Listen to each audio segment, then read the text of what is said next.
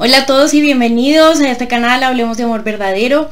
Como saben, la idea del canal es aprender acerca de sexualidad humana, amor, vida, familia, pero todo desde el punto de vista de la Iglesia Católica. Sobre todo, como esta es la serie de la teología del cuerpo, entonces queremos aprender qué nos dejó Juan Pablo II en esta serie de catequesis.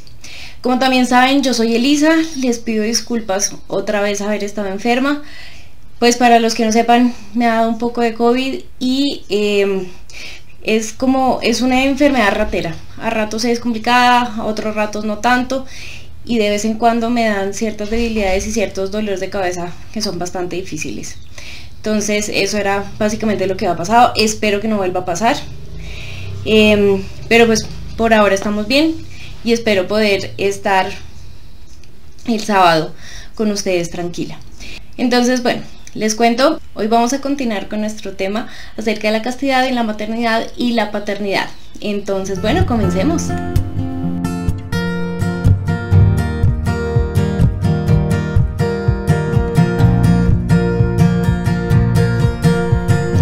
Entonces, bueno, para comenzar este tema acerca de la castidad en la maternidad y la paternidad, pues tenemos que traer ciertos conceptos de videos anteriores.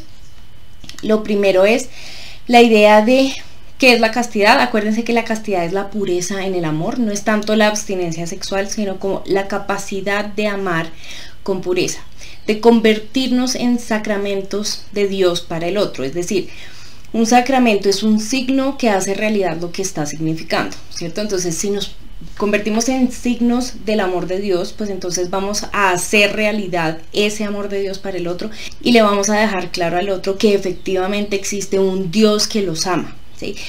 La castidad va a depender por eso de qué tipo de relación tenemos con la otra persona, ¿sí?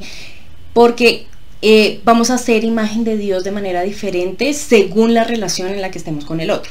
Entonces, por ejemplo, cuando estamos aquí en esta relación de maternidad y paternidad, somos imágenes de Dios Padre para nuestros hijos, ¿cierto? Y lo que eso va a significar es quién es Dios Padre, de qué se trata, ¿sí? Primero que todo, efectivamente, Dios como creador, ¿sí? Pero es un creador que no crea porque sí, ¿no? Como porque le dio el impulso de crear y entonces, bueno, salió un niño y esa es la vida, ¿cierto? Sino que es aquel que crea por amor, ¿cierto? La razón por la cual nos amó o nos creó Dios es porque nos amó. Primero nos ama, nos piensa, ¿cierto? Nos planea, ama lo que ha planeado y después nos crea.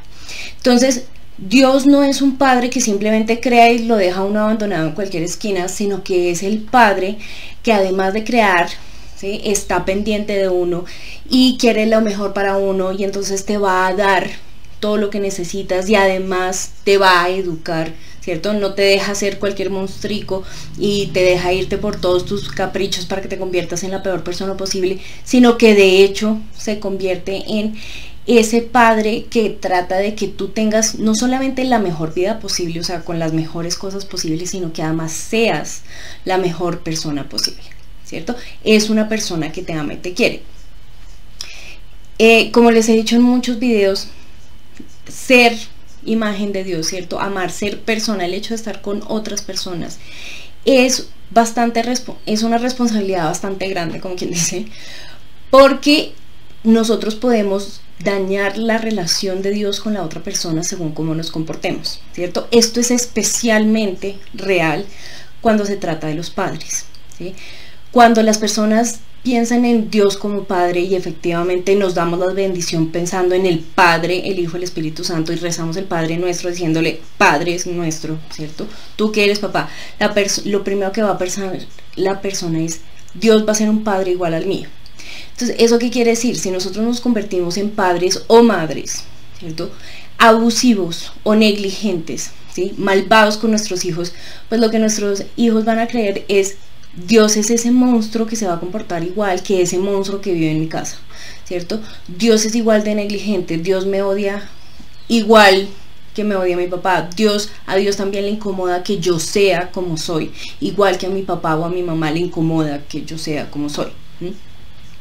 Entonces, por eso estamos hablando de la necesidad de amar al hijo de manera pura y tan perfecta como sea posible, para que el hijo entienda que efectivamente la relación con los padres es una relación gozosa, que les va a dar cosas buenas, que el papá efectivamente los quiere, ¿cierto? Que los ama, que se preocupa por ellos y demás. Además, en la maternidad y la paternidad vamos a tener una responsabilidad fundamental con nuestros hijos, que es el desarrollo de su humanidad, ¿cierto? La parte más básica del desarrollo de la humanidad es desarrollada por los padres y es la parte como más grande y más fundamental. Todo lo demás se puede desarrollar con otras personas, ¿cierto? Los amigos hasta cierto punto le ayudan a uno a desarrollar la personalidad, los maestros a desarrollar las posibilidades y las propias habilidades, pero en el fondo, como la parte más grande y más fundamental de la propia humanidad se desarrolla con los padres. Y por eso los padres tienen la obligación, ¿cierto? La responsabilidad de desarrollar los 3 elementos del ser humano, que acuérdense que decíamos es el cuerpo, ¿cierto? Este desarrollo obviamente pues es bastante simple, es como no deje a su niño morirse de hambre, vístalo, ¿cierto? Que no se vaya a morir de gripa, que no le dé una neumonía en ninguna parte, ¿cierto? Que asegúrese que no se le vayan a caer los pies, que no se vaya a cortar los dedos con tijeras y esta clase de cosas. Digamos que esta es la parte que nos es más fácil cuidar porque es muy fácil verla. Y además es muy fácil saber cuando las cosas están mal. Efectivamente el niño se pone amarillo, pues uno sabe que al niño le está pasando algo. Entonces uno sabe cuándo moverse y cuándo cuidar, ¿cierto? Después tenemos nuestro segundo elemento de la humanidad, es el alma, ¿cierto? Que es enseñarle a la persona, pues, o al niño, ¿cierto? Básicamente a cómo interactuar con las demás personas. Cómo establecer las reglas sociales, cómo se establecen las relaciones con los demás, ¿sí? Y para eso los padres tienen que establecer una relación. Claramente es importante que los padres den reglas, como uno siempre que entra saluda, ¿cierto? No robas las cosas del supermercado, aunque quieras la barra de chocolate, entonces hasta que yo no la compre no la puedes coger. Claramente eso es fundamental. Pero en el fondo va un poco más allá, porque es saber cómo hacer para conseguir amigos, ¿cierto? Para relacionarte con el otro y, ¿sí?, que el otro te acepte, para que el otro quiera estar contigo, cómo les hablas, ¿cierto? Cuánto tienes que sacrificarte para que el otro esté cómodo, cuánto le puedes exigir al otro, ¿sí? Todo eso se va a aprender en la misma relación con los padres, ¿sí? Esto ya no es un establecimiento de reglas, sino es cómo me relaciono con los hijos. De tal manera que, por ejemplo, el solo hecho de cargar al niño y sonreírle cuando le están cargando, eso ya le va a decir al niño, es que tú eres una persona valiosa, ¿cierto? Tú eres una persona que produce alegría, entonces estar contigo es agradable. Y obviamente el día que entre al jardín infantil y vea un grupo de niños va a pensar, es agradable estar conmigo, si me acerco me van a aceptar, porque a la gente le gusta estar conmigo. Contrario a un niño al que nunca le sonríen, al que le tienen rabia, ¿cierto? Y lo miran con ira, o al que simple y sencillamente nunca lo miran, pues el niño entra al jardín infantil y va a pensar, a mí quién me va a mirar, ¿sí? Y si me miran, pues me van a mirar con rabia, porque eso es lo que yo produzco en las demás personas, eso es lo que yo produzco en mis padres. Entonces, esta parte también es fundamental y se construye es en la misma relación con el otro. Y finalmente tenemos pues la dimensión espiritual, y la dimensión espiritual es construida primero que todo educando en religión, para que la persona pueda tener una vida espiritual que lo lleve a tener una relación con Dios y que lo lleve a entender que no es solamente un miquito inteligente, sino que efectivamente tenemos una realidad que va muchísimo más allá y que además tenemos que vivirla y desarrollarla, ¿cierto? Sino que además es todo lo que implica el desarrollo de la propia identidad. Y volvemos al punto de aquí, este desarrollo de la propia identidad no va a ser tanto como tú debes ser así y así y así, como el reconocimiento de lo que el niño es, y un reconocimiento con gozo, como qué bueno que seas tan bueno en matemáticas, me encanta que sepas hacer chistes así, nos gusta mucho cómo bailas, qué bueno que con tus amigos te comportes de esta manera y demás, porque eso es lo que va a hacer que el niño se sienta valioso, ¿sí? Y esto es lo que pasa, esto va a ser la base de todas las posibilidades éticas de la persona. porque toda la ética, ¿cierto? Y todo el sentido de la vida de las personas está basado en el valor de la persona humana, ¿sí? Pero el valor de la persona humana solo se entiende cuando uno entiende su propio valor, ¿cierto? Cuando uno ha experimentado que uno también es una persona valiosa, en ese momento a uno se le ocurre pensar que los demás también son valiosos, ¿cierto? Y que yo debería portarme bien con los demás y que vale la pena ser una buena persona. Antes de eso, pues no tiene sentido. Entonces, la castidad en la paternidad y la maternidad viene a ser una castidad fundamental, y es la castidad en donde tenemos que ser más responsables, porque de nosotros va a depender las posibilidades de humanidad de nuestros hijos, ¿cierto? Entonces, como les digo, claramente los padres sí tienen la necesidad de poner reglas. ¿Por qué? Porque las reglas, más que ser restricciones, lo que son es la comprensión de cómo funciona el mundo, ¿sí? Cuando a uno le dicen, mira, hay una ley de la gravedad, no quiere decir es que donde botes las cosas para arriba alguien te va a meter a la cárcel, porque todos hemos decidido que las cosas caen para abajo, ¿sí? De eso no se trata. Cuando le dicen a uno la ley de la gravedad existe, y lo que le están diciendo a uno es tienes que tener en cuenta que todo lo que se te caiga de las manos va a caer al piso, y eso quiere decir que tienes que mirar cuál es la distancia de tus manos hacia el piso, porque es muy distinto que se le caiga a uno el celular desde la cama cuando uno está acostado en la cama al piso, a que se te caiga el celular cuando estás parado al borde de un precipicio, ¿no? Entonces, ten cuidado con eso. Aquí lo que le están diciendo a uno es el mundo funciona de esta manera, ¿cierto?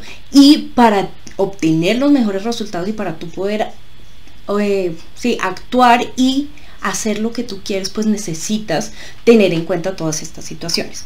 Entonces, lo primero que tienen que hacer los padres sí o sí es el poner reglas. Cuando los padres no ponen reglas, les están haciendo un daño gigantesco a los hijos, porque los hijos no entienden cómo funcionar, sobre todo cuando no ponen reglas sociales. El niño no sabe cómo relacionarse con los demás, y entonces se convierte en un niño que no puede seguir adelante, porque sin importar qué tan inteligente sea uno o qué tan capaz sea uno, en el fondo, si nadie quiere lo que tú estás ofreciendo, si no puedes, si no sabes trabajar con los otros, si no eres capaz de pedir bien las cosas, pues nadie te va a ayudar y vas a quedar solo y aislado.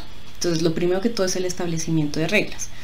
Pero como les digo, las reglas se quedan cortas si no vienen con lo que llaman, pues los psicoanalistas llaman el entonamiento afectivo. ¿Qué quiere decir esto?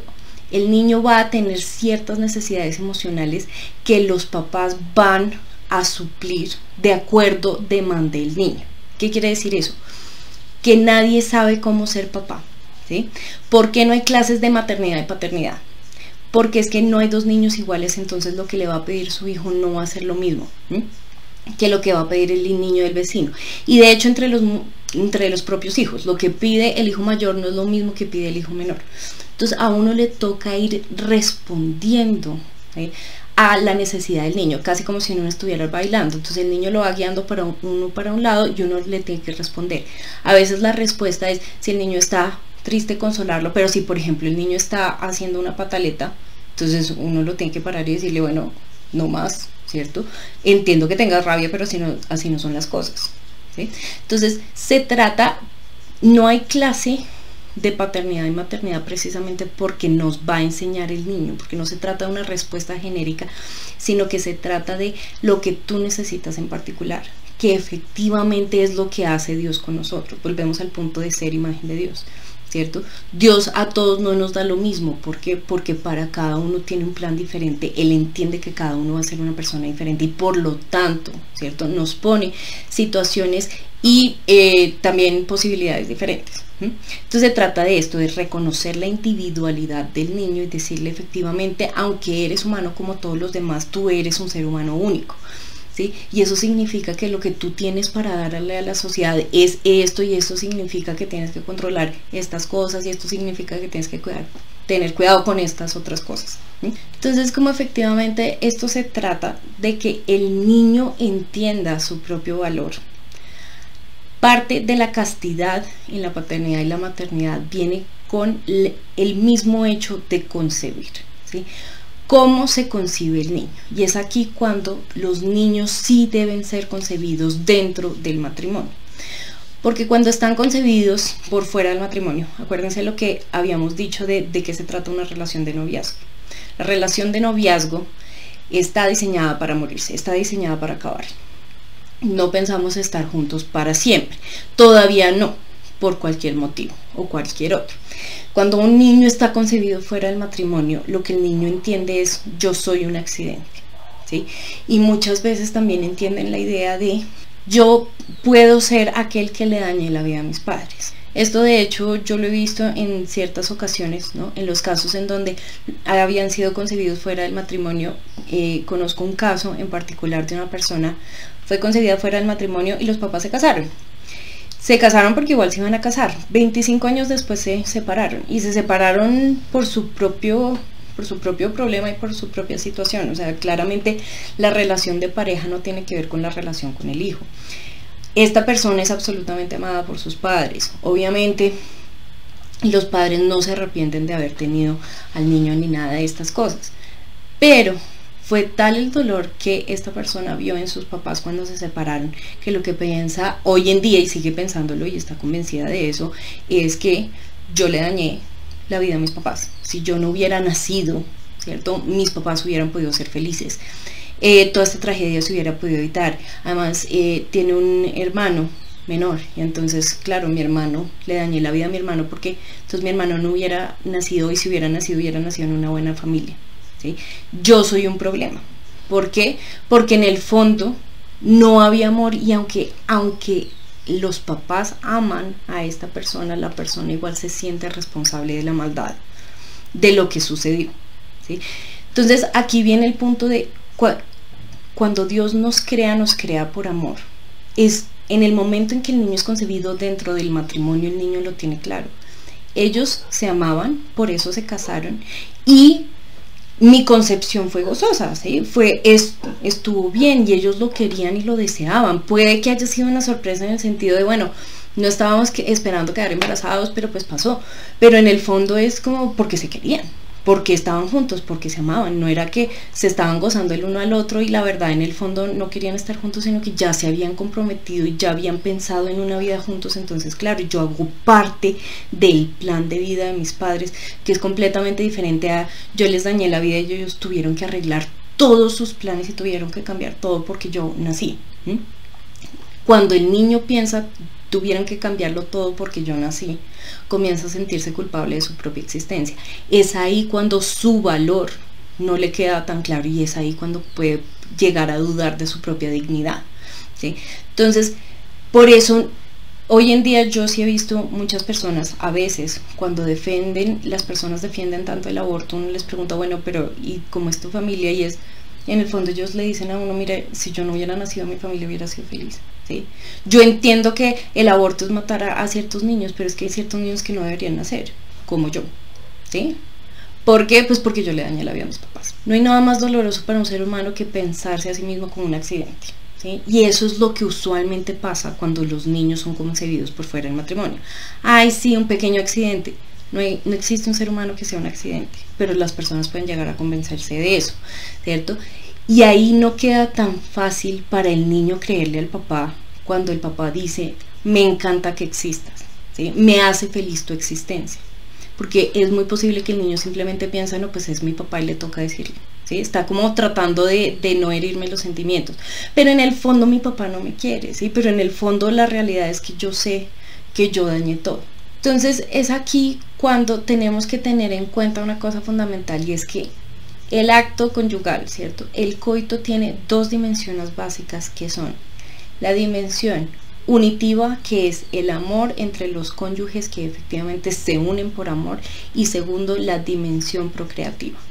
Ambas dimensiones están unidas siempre, y cuando se rompen o se desligan, entonces se acaba con, primero que todo, la dignidad del acto, pero además se acaba con la dignidad de los que están ahí incluidos, incluyendo el niño, ¿sí? Es que, ¿por qué lo digo? Porque uno tratar de convencer a un niño de que tú no eras un accidente, pero sí, yo sí me puse la T, ¿cierto? Yo efectivamente tenía un dispositivo intrauterino para tratar de no quedar embarazada, pero es que, pues nada, ahí naciste, pero no es que nos caigas mal y no es que nos hayas cambiado la vida y no es que estés fuera de nuestros planes y no es que seas un accidente, no, sí te queremos mucho. Y entonces, ¿para qué te nevan a ti? ¿Sí? ¿Por qué estabas ahí? ¿Sí? O, no, sí te queremos mucho y claramente eres lo más importante de nuestra vida, pero pues en el fondo simplemente estábamos borrachos y la verdad nunca quisimos casarnos, pero pues nos tocó. ¿De verdad querías que yo estuviera aquí? ¿De verdad mi existencia es gozosa para ti? ¿De verdad te parece bueno que yo esté ahí? Es ahí cuando los niños comienzan a dudarlo. Y por eso es tan importante, ¿sí?, que la concepción se dé dentro de un matrimonio, y un matrimonio real, ¿sí?, no una propuesta de matrimonio, sino efectivamente todo el mundo en nuestra familia sabe que estamos comprometidos, efectivamente todo el mundo sabe que tu papá y yo, ¿cierto?, porque fuimos hasta el juzgado o fuimos hasta la iglesia, aún mejor. Y socialmente todos los seres humanos que nos conocen tienen claro que somos una familia. Entonces, obviamente, tú haces parte de nuestro plan de vida. ¿Por qué? Porque ambos somos el plan de vida del otro. Esta parte es fundamental. La idea de qué significa la concepción dentro del matrimonio y el por qué no a los anticonceptivos, todo eso es lo que vamos a ver en el próximo video. Pero por ahora, para terminar con quisiera hablarles muy rápidamente de lo que son los mitos del aborto. Porque hoy en día, para salvaguardar la imagen de lo que es el aborto, las personas abortistas están comenzando a llamar el aborto la interrupción voluntaria del embarazo, ¿cierto? Entonces, interrupción, ¿qué es lo que pasa cuando uno interrumpe algo? Pues que en cualquier momento usted puede volverlo a comenzar, ¿cierto? Pensemos en una película. Yo me meto a Netflix, comienzo a ver una película, me aburrí y paro. Voy y como, me desaburrí y vuelvo y vuelve a empezar la película, justo donde yo lo había dejado. Es la misma película, con los mismos personajes, todo igual. ¿Qué es lo que pasa cuando se acaba un embarazo? Cuando se aborta, ¿sí?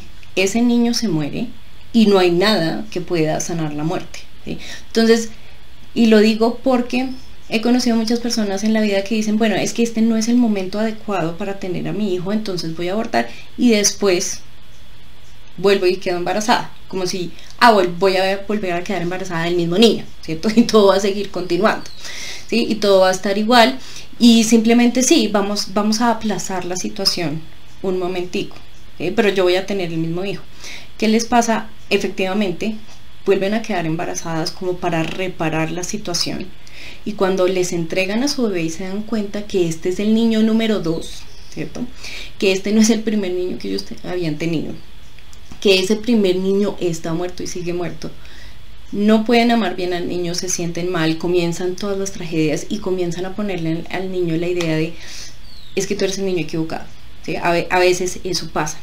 También pasa que en el momento en que se dan cuenta que este no era mi hijo, es ahí cuando se dan cuenta que, ay hombre, yo sí de verdad perdí un bebé.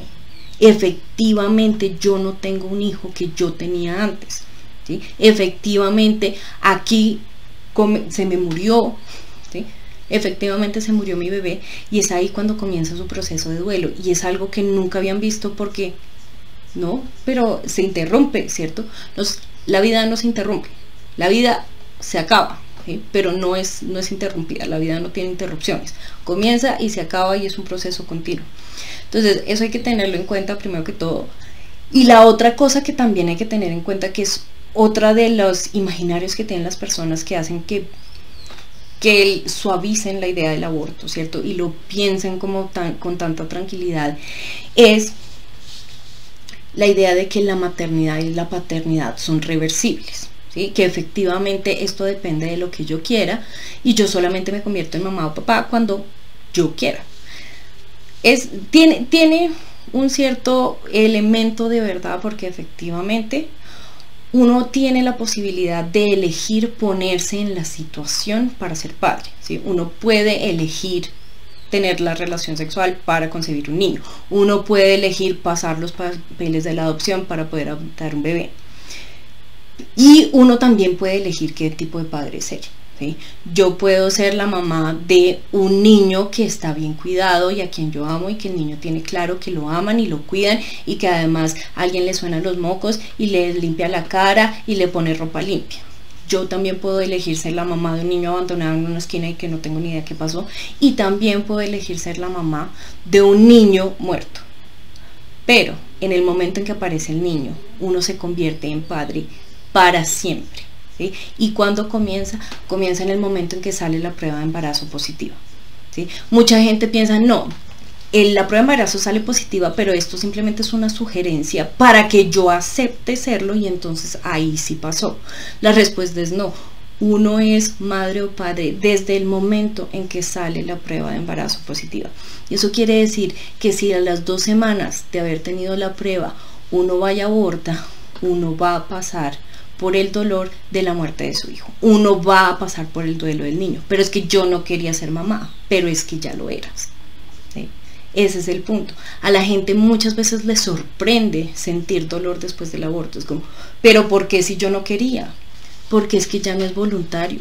Es que las cosas son como son y punto. Y así pasó y se acabó el problema, ¿sí?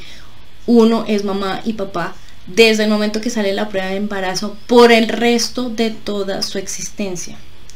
Si uno a los 90 años, ¿cierto?, tiene un hijo de 60 y ese hijo de 60 le da cáncer, usted se está muriendo del dolor de la misma manera que cualquier mamá de 40 años se está muriendo del dolor cuando su hijo de 10 años se está muriendo de cáncer. ¿Por qué? Porque sigue siendo su hijo, ¿sí? Porque usted sigue estando en el mismo dolor. Porque no se trata de, no, es solamente hasta los 18, ¿cierto? Esto tiene fecha de vencimiento. La maternidad y la paternidad no tienen fecha de vencimiento. Para nada, nunca, ¿sí? Siempre serán los hijos de uno y uno siempre va a estar atado emocionalmente a ellos. De tal manera que lo que pase con ellos va a dolerle a uno. Entonces, eso sí, se los recomiendo que lo tengan en cuenta porque lo he visto muchas veces, personas que no se imaginan que van a abortar pensando que no, esto es una decisión, yo todavía no soy mamá porque todavía no he tenido al niño y obviamente esto yo decido, ¿cierto?, si me convierto en mamá o no, y la verdad es que ya eres mamá, pierden a su hijo y obviamente pues el dolor de la pérdida de un hijo es de hecho de los dolores más grandes que existen. Entonces, bueno, ya con esto, ahora sí, terminamos el tema. Como les digo, la próxima semana lo que vamos a ver es por qué la Iglesia Católica no acepta los anticonceptivos.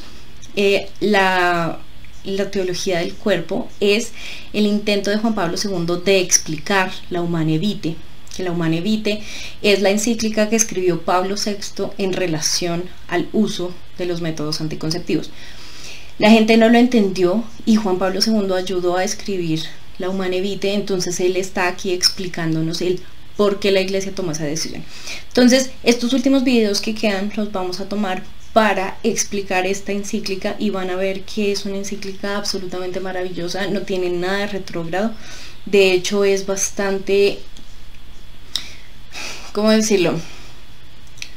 De hecho toma en cuenta la dignidad humana de una manera que los seres humanos nos hemos olvidado de tenerla en cuenta. Entonces es bastante bonita y con esto vamos a terminar nuestra serie. No va a ser un solo video, supongo que se va a alargar un poco más, pero igual pues este va a ser nuestros próximos temas. Entonces, bueno, me encanta que se hayan quedado hasta el final del video. Si tienen dudas, comentarios, inquietudes, escríbenla ahí en la sección de comentarios de abajo del video. Como saben, yo estoy muy pendiente.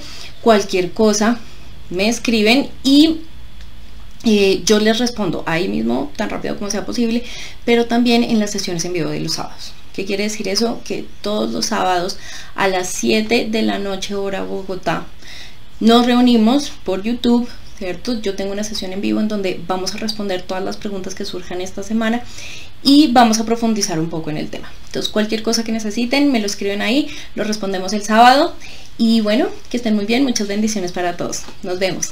Chao.